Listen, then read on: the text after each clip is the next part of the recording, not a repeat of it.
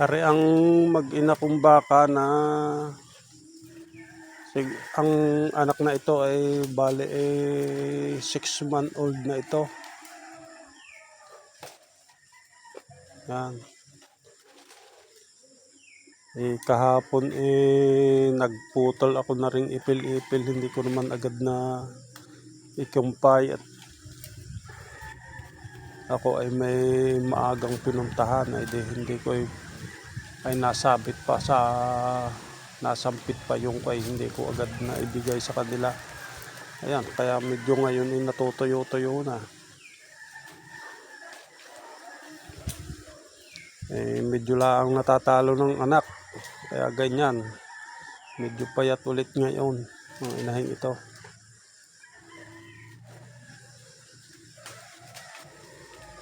Siguro pagka mga 8 months na yung kanyang anak, iwawalay ko na para ito maglandi na rin. Dahil ang inahing ito bakit ba hindi naglalandi kapag kakapisan pa ang anak at nadidi pa yung anak. Di para maglandi, iwawalay ko na ito pagka naka 8 months. Dahil siya may malaki na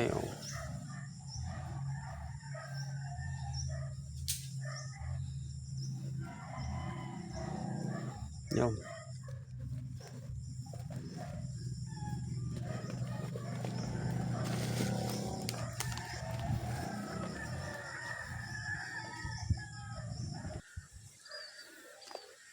Bali, ito pala nga yung isa kong aking inahing baka na ito ay matagal ko nang naiwalay ang anak nito. Ngayon, hindi ko maintindihan kung ito bagang klaseng ito ay buntis. Dahil nung panahon na ito ay maglandi, yung akin naman turo napakabagal sumampa. Ang ginawa ko, pinagkabit ko na lang sila at ako'y iniwang ko na at ako'y kumain. Nakaligtaan ko naka2 oras na sila magkakabit. Hindi ko maintindihan kung ito ba ay nasampahan. Pero ang sabi ng iba ay buntis daw at gumanda ang katawan. Pero hari nga, ito ay buntis.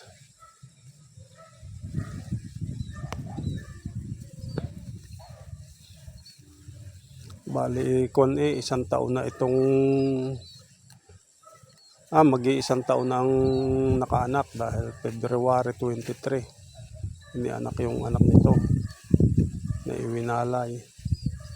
Ay doon sa mga sinundan kung ito ay nagpakasta agad, dapat may anak na ulit.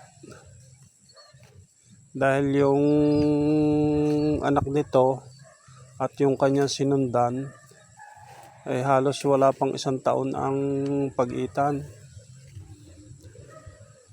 Yung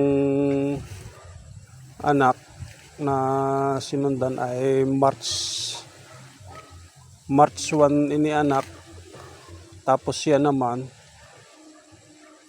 inianak February 23. Yan.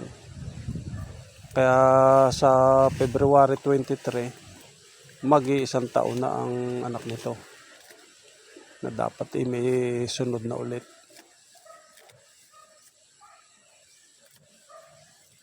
Napabayaan nga lang at hindi ko mo dumaan ang tag-araw, ay napabayaan kung hindi maintindihan kung siya bagay naglandi na o hindi.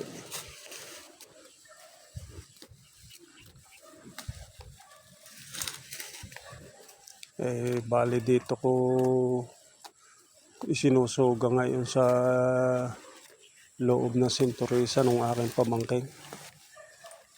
Kita niyo yung sintures.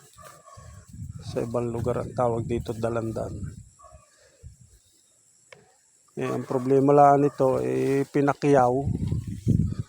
Itong sintures na ito, pinabayaan na ng pumakyaw, hindi na pinitas at namumurahan sa presyo ng sintures. Kaya nanlaglag na nanlaglag. Ay, kita ninyo, parang mga kilyawan na ang kulay ng bunga. Ayun. Ito hanggang daw sa tabi ng niyugang yun.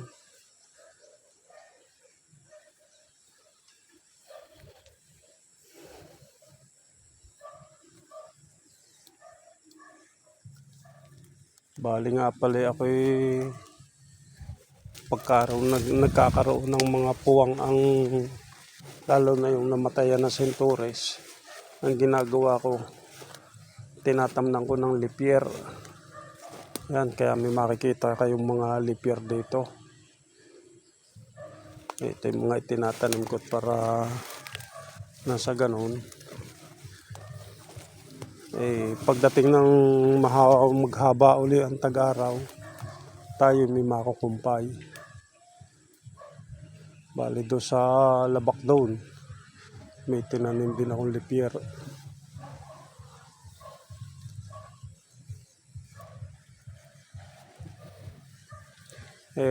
Do sa dati kong pinagsusugahan ng hayop ay wala na. Hindi na ako makapagsuga ngayon. Kaya ito naman dito ko nalaan dinala ang aking inahin. Yung dalawa kong inahin baka. Yung isa nga, yung pinakita ko sa inyo na nandun sa may loob ng sagingan.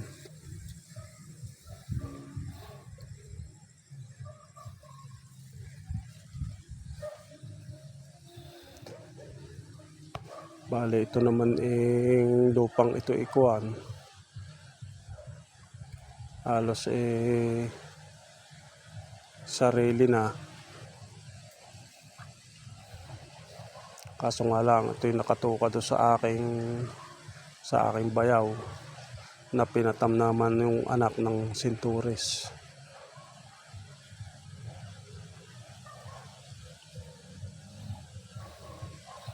Ito yung bundok na bundok.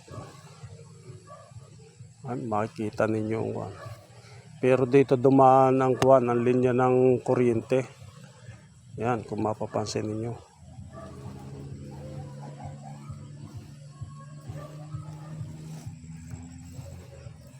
Yan, pasyal ko kayo din sa kabila pang are.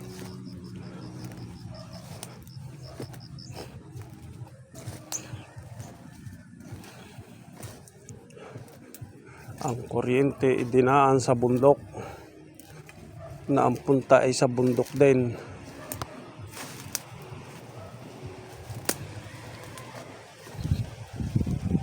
Yan. Kita ninyo yan, halos maabot ko na ang linya ng kuryente.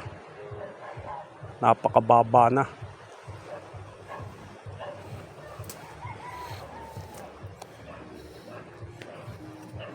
Bali pala ito ang pinakamuson ng lupa. Ayan, ito. Aring bantang are ay hindi na sa amin. Tapos ito, dire-diretsong palabak na ito. Papunta doon sa tabi ng ilog.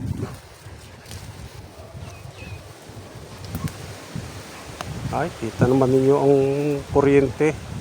Halos abot na ng tao. Pero madalang naman ang napunta dito kaya hindi makakadisgrasya.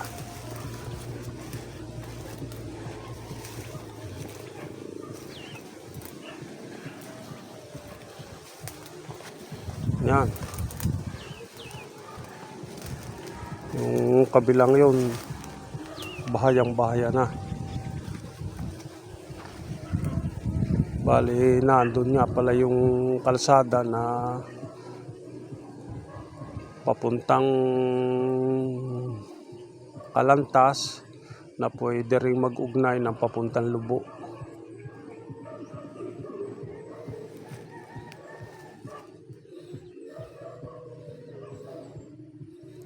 Sabi ng iba, pwede rin daw na makalusot na rin puntang San Juan, Laia.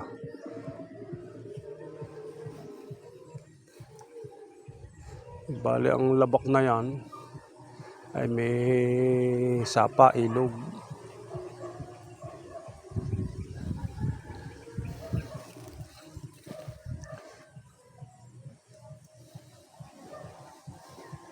Medyo maluang din ito yung lupang ito.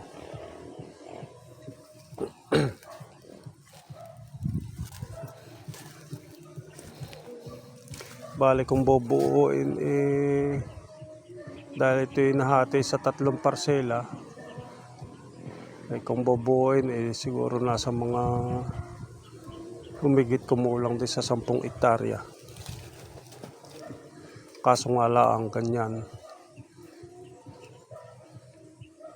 para mong pag-ong bulubundukin. Tulad nung yung, kung kita nyo yung una kong kinumbakang yun, yun ay nasa babang baba na.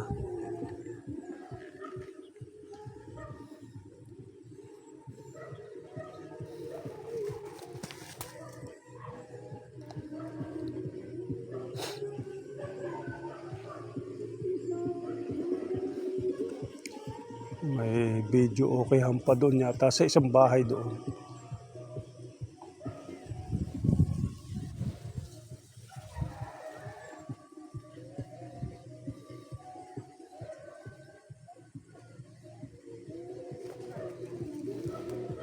Parang may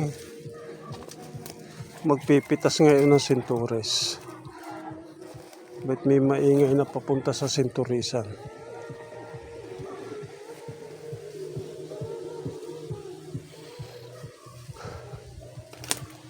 Wala namang problema ang kung hindi nila mapitas at dahil yun may bayad na. Kaso nga lamang ay yun ay yung mga nanlaglag, nakakaepekto yun sa puno ng Sintures.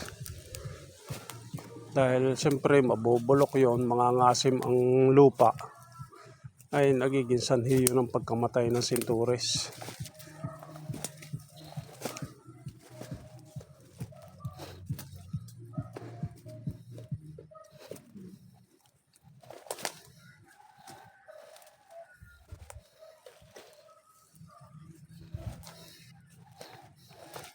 Ito hindi agad na napatabsan, kaya marami na rin ang namatay, nabalutan ng bagin.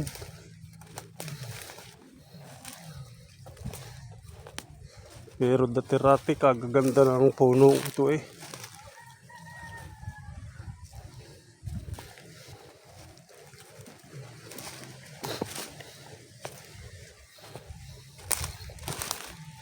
Papakita ko sa inyo yung boundary pa dito.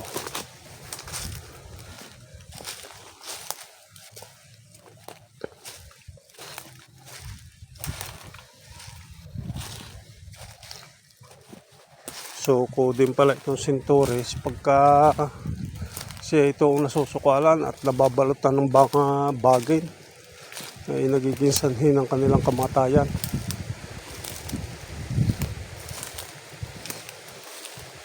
Ay, kita naman ninyo yung mga nanlaglag na hindi nga agad pinitas ng nakapakyaw nito. Tulad niyan yan, ganyan, mga mamamatay sila kapag umasim ang lupa.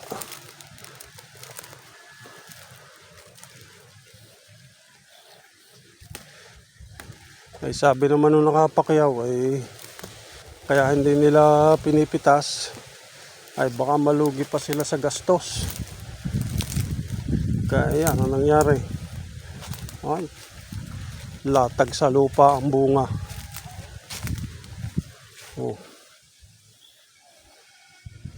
Yan.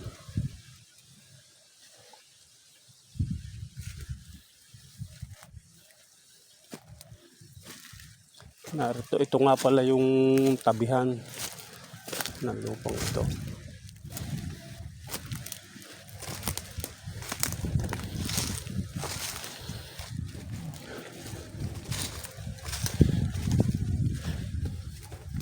Yan. Bali ito yung isang muson.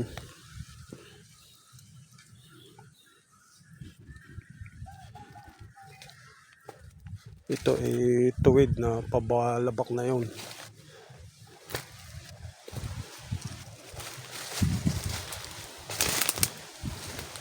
Bali yung isang punong pawayang yun ay hagit. Dire-diretso yan doon pababa. Punta doon sa tabi ng sapa.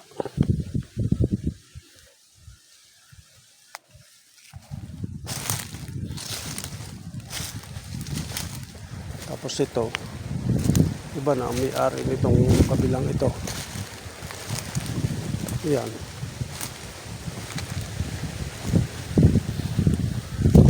Bale, ito'y burol na burol eh. Yun, kung tawagin ay bundok ng Nasi, yung nakikitang yun.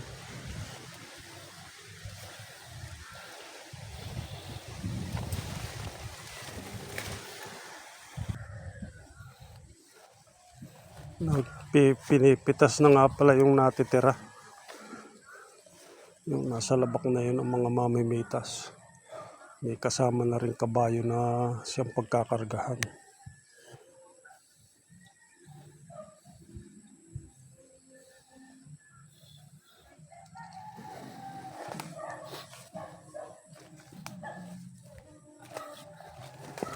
Kaya pala ako minadinig na ugong ng jeep na umahon.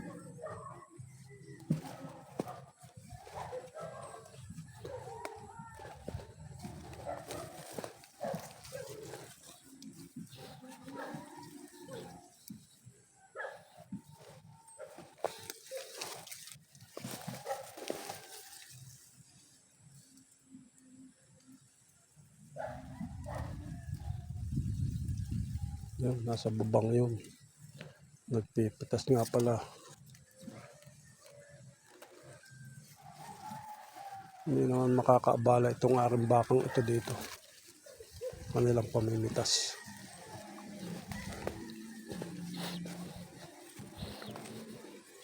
Problema lang itong aking tanim na ito na lipir. Ay minapuntang mga ligaw na kambing. Yan. Kinakain din at pinupugot-pugot ang dahon. Pero pagka ito yung naggulangan na itong ibang ito, uutay-utayin ko ng pruningin ito. Para mas lalong gumanda uli ang kanilang suloy.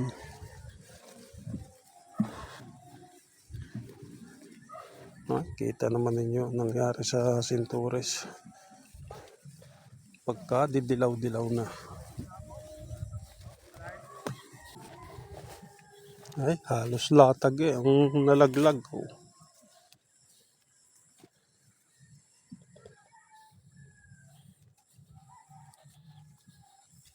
Yung nasobrahan na ng hinog.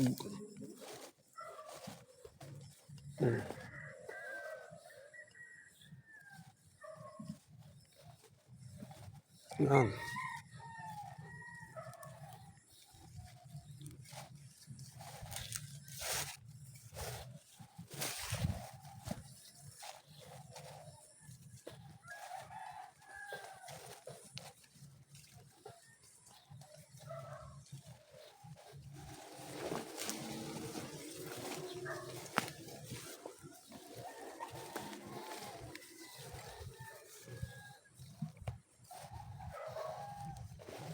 Ay, talaga namang itong nasayang eh ang Sintures. Yeah. Tingnan ninyo kung gaano baga sila kahihinog.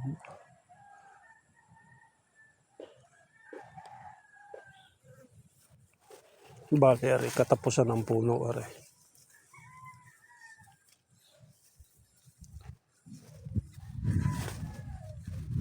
Pero nga pala yung bahay ng aking pamangkin na nagpatanim ng sinturis na yan.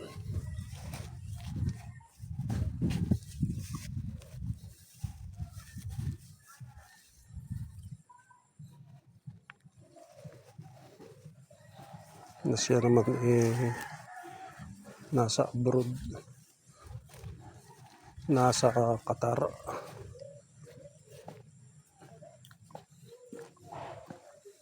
Yan ang bahay.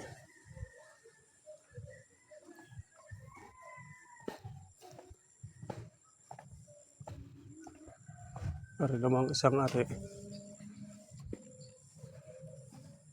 May bahay ng kapatid.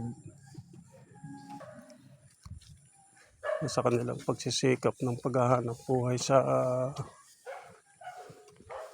abroad. Ay nakapagpundar ng bahay. Tapos nakapagpundar na rin ang kanilang mga sasakyan. Halos pareha silang may sasakyan.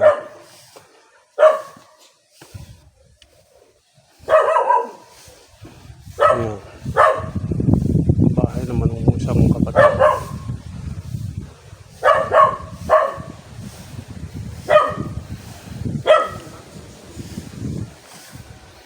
Name, kaingay mo naman name. Ha? Ano?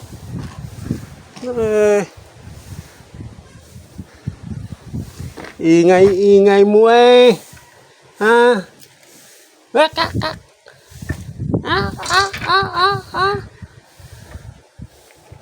Bali nga, ayun nga palang isang yun yung matandang bahay namin. Halos doon kami lahat ipinanganak. Kaso nga lang, di nabago na lang kung yan. Pero yung forma ay yun pa rin. Ay dati yan ang lalaki ng haligi. Tapos yung dingding sa sangkawayan. Ay ngayon, malaki ng siyempre na sira na yun. Nadaan ng bagyo. Kasi nanay. Ay siya pinaltan. Dati pinipitas na pala ngayon ng sinturis ah. Pinipitas na.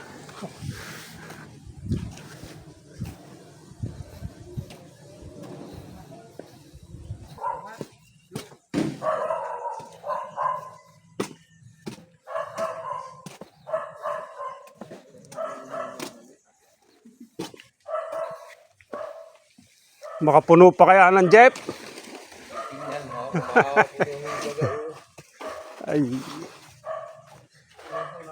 Ay kaya naman lang higpit na pinalaglag ay.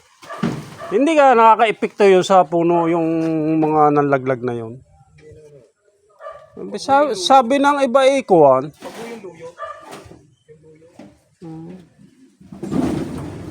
Sabi rin siya, mga ngasim ang lupa.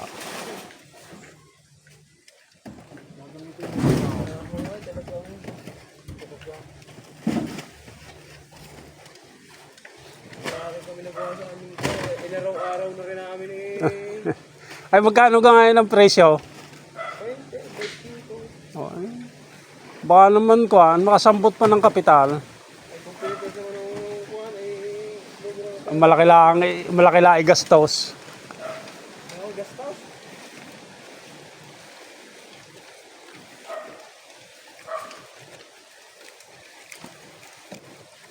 Ay marami pa ano?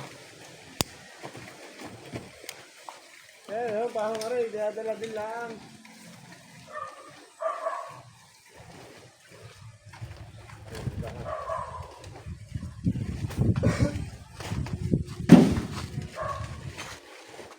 Ay yung aking baka may isa akong inahin na bakal na napakagaling mga hindi ko maitali doon baka ito ang maabot pa ang maabot pa yung nasa puno. Tama-tama yung mga napitasan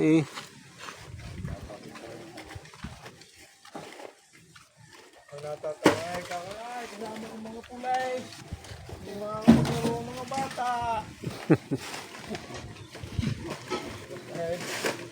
na laruan! Ha? Ito na laruan! May kakaunti yata yung nakuha malunggay. Nagpapalambot na ako din eh, nilaga. Oo. Probada oh? Ibig sabihin, sadyang yan, nakakalambot, madaling makalambot agad. Oo. Wala ka naman di ibig. Ang iba naman, ang nilalagay, palito ng posporo. Wala na naman. Ayun pala yung ari na ang malunggay ipampako.